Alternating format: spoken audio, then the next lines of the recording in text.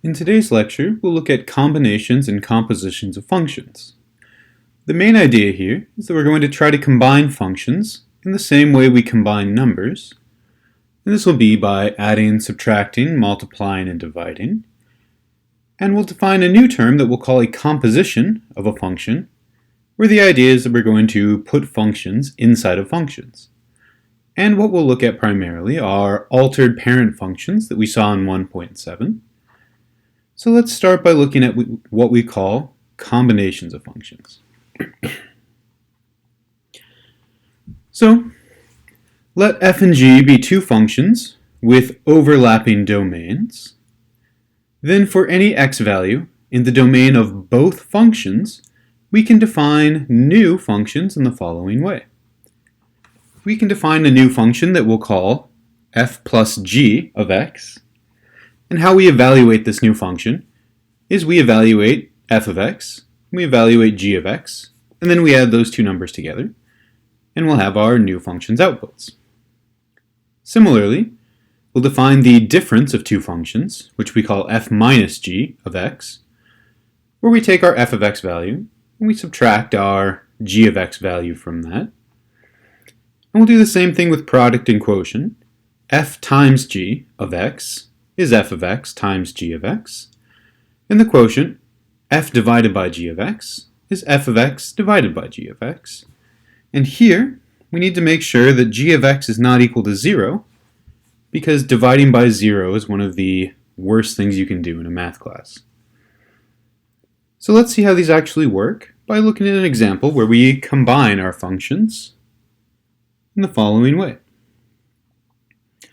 So let's say we have f of x is equal to 2x plus 1, and g of x is equal to x squared plus 2x minus 1. And our goal will be to find what the function f plus g is when x is equal to 3. And all we need to do is define our new function, which we're calling f plus g, which is simply 2x plus 1 plus x squared plus 2x minus 1. And now we can just plug 3 into this function, or if we want, we can combine like terms to see what the new function will look like. So let's combine our like terms. There's only one x squared value. Then we have one 2x and another 2x right here. So this will be plus 4x. And then we have a plus 1 and a minus 1, which will cancel out to be plus 0. And so the new function, f plus g of x, is actually the function x squared plus 4x. To finish this problem off, all we have to do is plug 3 in for x, and we get 3 squared plus 4 times 3, which is 9 plus 12, which is 21. So when x is equal to 3, our new function is equal to 21. All right. Let's see another example here. We'll do the same thing with our two functions f of x and g of x, but now we'll simply just compute the new function f times g of x. So from the formula, f times g of x is f of x times g of x. So all we need to do is multiply these two functions together. And with the distributive property, this becomes 2x cubed, as the x squared is times 2x, plus x squared, which is 1 times x squared. And now we have our new function. F times g of x is the function 2x cubed plus x squared. And again, if we wanted to evaluate it at some x value, let's say 1, all we need to do now is plug 1 in for all of our x's, and just work out the algebra, and we'll get 3. Okay. Let's do one more. And for this one, let's compute the function, and then let's find its domain. Remember that for combinations of functions to make sense, we can only use x values where the domains overlap. So we start off, f divided by g of x is the function f of x divided by the function g of x, but now we need to make sure that g of x is never equal to 0. So, and 4 minus x squared cannot be 0.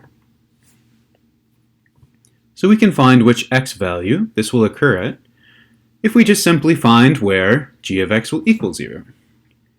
And then we'll throw that point out of the domain.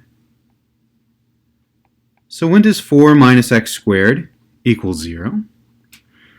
Well, we can start by squaring both sides. And we get 4 minus x squared is equal to 0.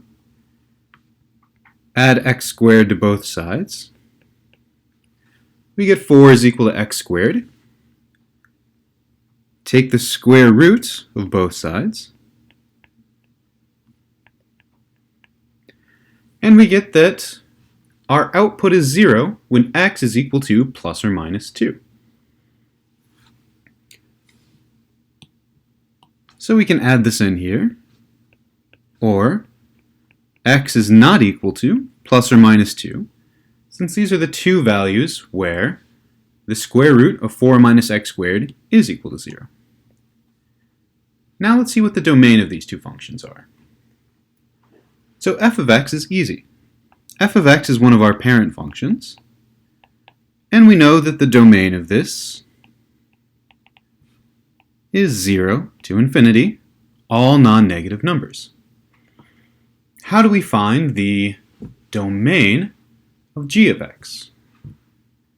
Well, it's actually not too hard, and it follows the same logic as finding where our points equal 0. If we want the square root of 4 minus x squared to be defined,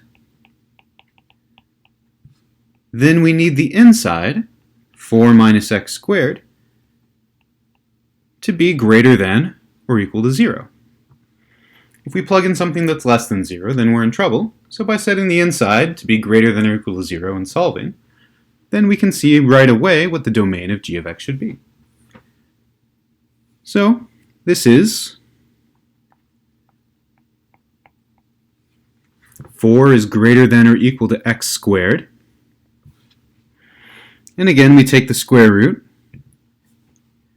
And now we have a little bit of a shift here. When we introduce a negative number to an inequality, the sign flips. So this first part, negative 2 is less than or equal to x, is because we used a negative number, and it caused our greater than or equal to swap to the other side and to become a less than or equal to. On the other hand, this x is less than or equal to 2 is exactly what we expect to happen when we take the square root. And we can see that this is going to be the domain by plugging a value in.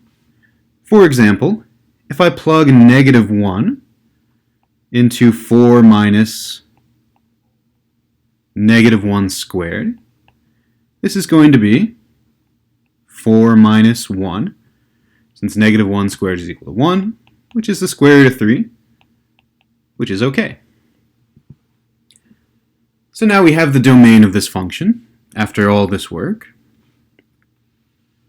So the domain of g of x is negative 2 to positive 2, and every value in between. But remember, g of x can't be equal to 0 So the domain of f over g of x is where these two sets overlap, where the domain of f and the domain of g overlap.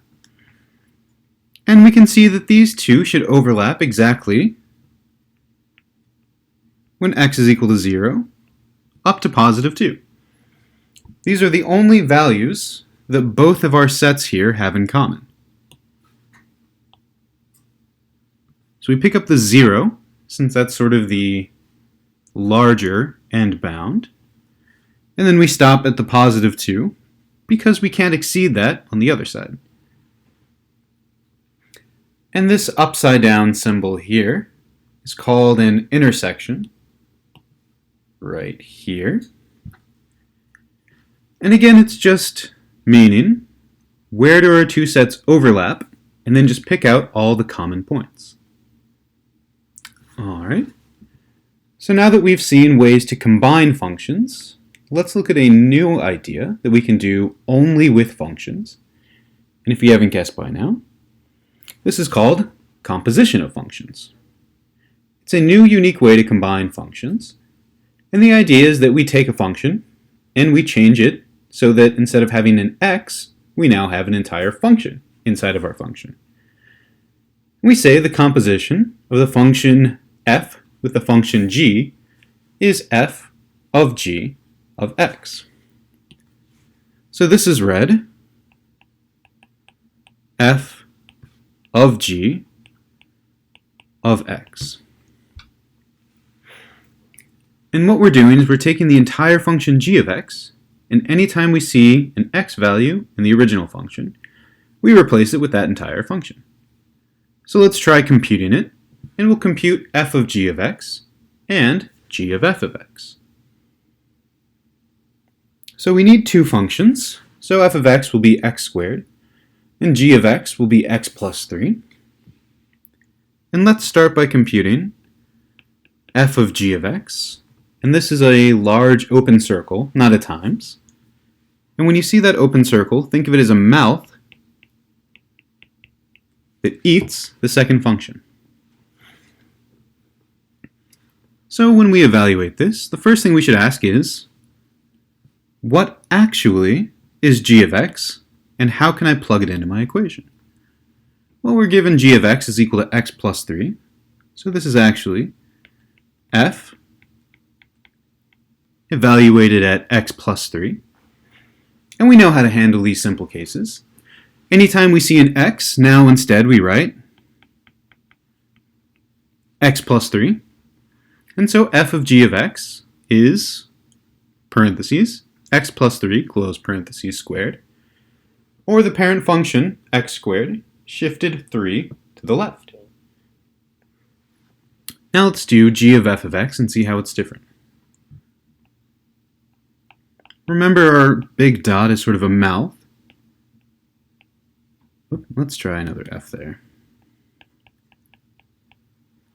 So now the function g eats the function f of x. And f of x is really x squared. So in g of x, anytime we see an x now, instead of writing just a simple x, we write an x squared. So this is the function, x squared plus 3, or the parent function, x squared, shifted 3 vertically. And here we can see that, in general, f of g of x and g of f of x will be different.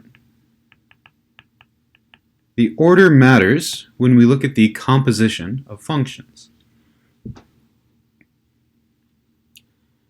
So let's look at another example.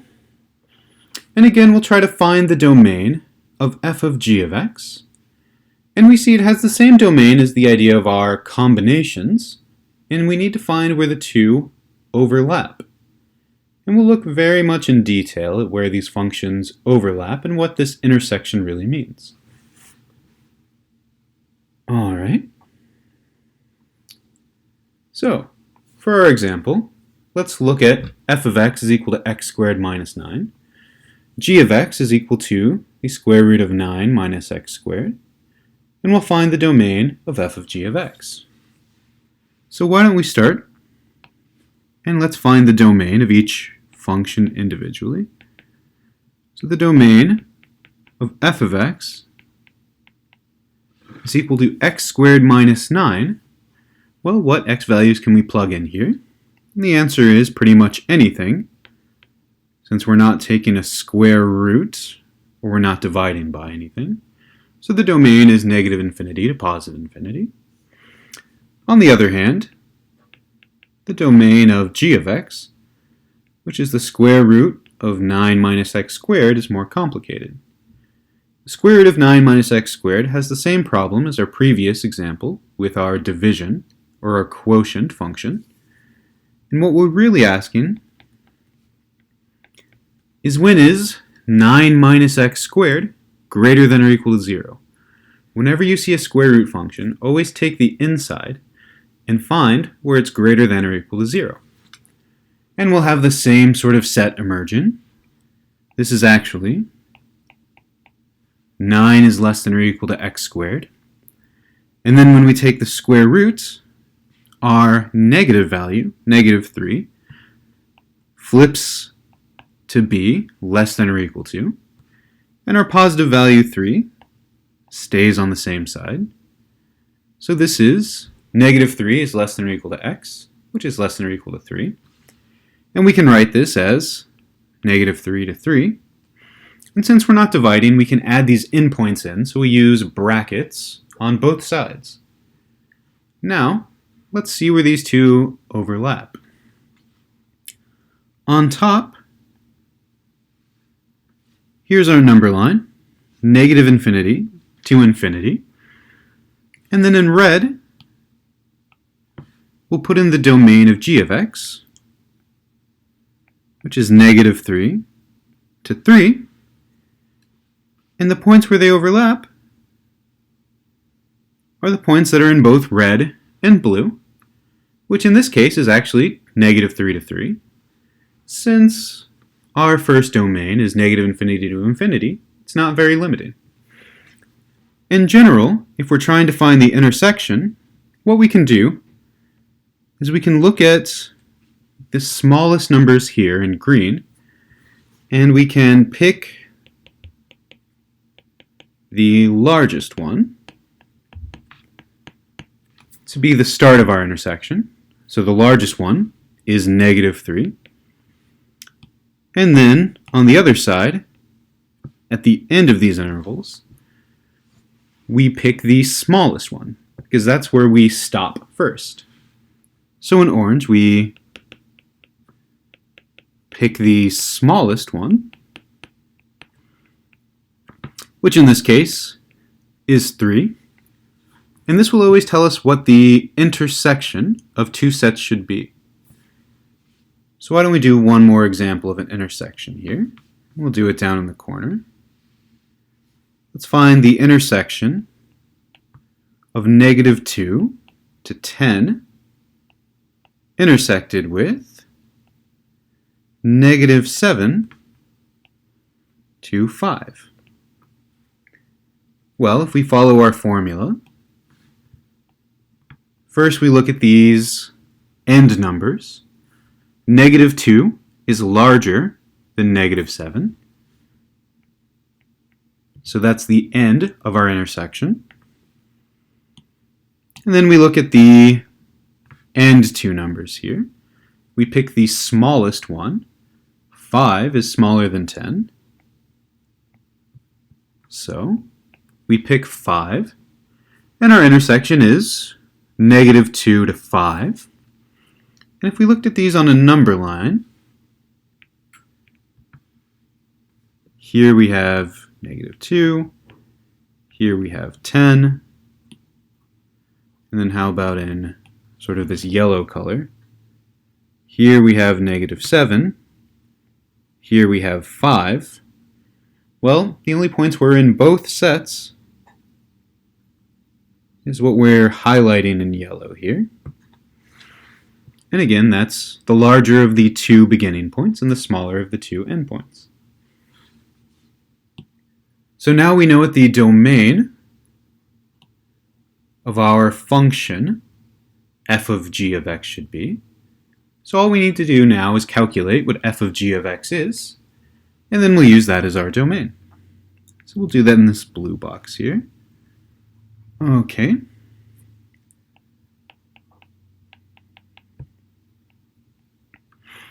So we take f of x, and inside the parentheses we put all of g of x.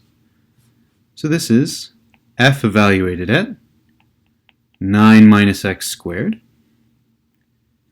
And now we put this into f of x. So instead of writing x squared, we write the square root of 9 minus x squared squared minus 9. Here, remember the x squared changed to be the entire function g of x. A square root and a squared cancel out, so this is actually 9 minus x squared minus 9, which is just equal to negative x squared, and we found what our function equals to. So f of g of x is actually equal to negative x squared. And we'll write that up here.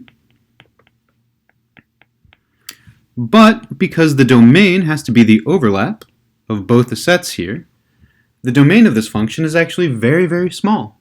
We can only talk about f of g of x on this interval of negative 3 to positive 3 and nowhere else. All right. Let's look at the next example. And in the next example, instead of combining two functions, our goal will be to take a complicated function and sort of rip it apart into two easier to understand functions so we can look at their properties individually.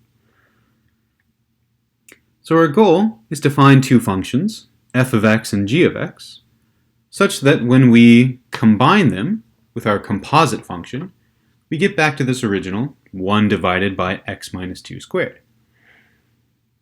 And the question is, can we do this? And the answer is yes, it's not too bad. All we have to do is pick an inner function and an outer function. So we call the inner function the one that's inside the parentheses or inside a square root, and it's what we're going to pluck out to make this function easier. And the inner function is always g of x. So let's look at 1 divided by x minus 2 squared, and ask ourselves, where do we see any sort of parentheses or a nice easy function we can just pluck out? And the answer is, in the denominator, we can simply let g of x be x minus 2, and we're just plucking this out. And once we've done that, we need to mark where we've changed the function, and that becomes our outer function. So we take sort of our h of x, and instead of writing the inner function inside the parentheses, we just let an x mark the spot. And this is our outer function. It's outer because it's the f on the outside of the parentheses. It's where we're going to put the inner function. Now, did we do this correctly? Well, if we did, then f of g of x should equal h of x. F of g of x is f with g of x put inside, which is f with x minus 2 inside. And so now we take f, and instead of writing x, we write x minus 2. And yes, once we recombine these functions, we end up with 1 over parentheses x minus 2 squared, which is exactly our starting function, h of x. So, works out. So not only are we interested in ways to combine these functions, but we also sometimes want to pull them apart because looking at the properties of just x minus 2 and 1 over x squared can be simpler. If I find the domain of these two functions independently and then overlap them, then I'll have found the domain of the new, more complicated function. And I can see sort of shifts happening more naturally as well. G of x has been shifted 2 to the right, and f of x has no shifts on it. So we look at the properties independently and then try to combine them. And that's the end of this lecture.